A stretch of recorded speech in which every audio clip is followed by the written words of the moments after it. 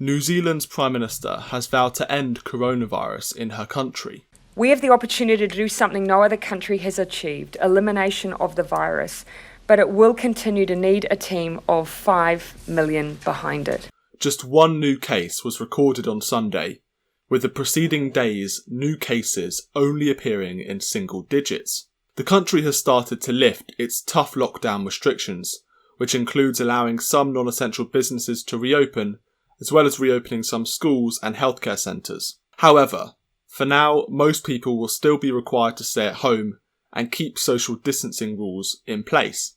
Despite the good news, officials have warned not to be complacent. If lockdown measures are lifted too quickly, a second wave of COVID-19 could hit the country. The government plans to monitor new cases and slowly ease off restrictions in 4 levels of lockdown, with the country now entering the 3rd level. New Zealand's borders are closed, other than for residents and citizens.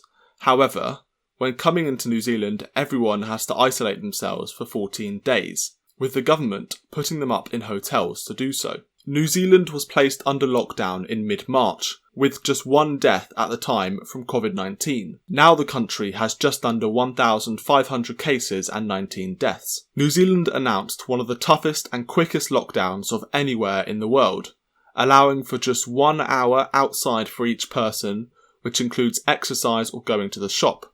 The nation shut down almost all businesses, including delivery and takeaway services. One of the only industries allowed to operate is food processing plants. The transmission rate of the virus is just 0.4, meaning that a person with the disease will transfer it, on average, to less than 1 person. The global average is 2.5. Many people are praising the government's swift response as to why the virus has been contained. However, New Zealand has a small population, just 5 million people in total, less than the entirety of New York or London.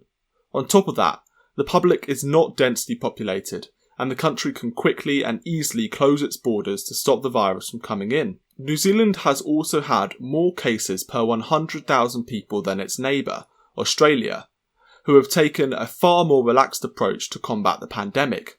In Australia, people have been urged to socially distance, wash their hands and stay at home, but many businesses remain open. Financial forecaster Westpac predicts the economic shock resulting from the COVID-19 lockdown will hit New Zealand far worse than Australia, with the Kiwi economy set to shrink 14% in the 3 months from April to June, whilst Australia will drop by 8.5%. New Zealand's tough approach to the virus seems to have been successful in slowing the spread of the pandemic, but many are asking whether the economic shock from such strict measures was worth it.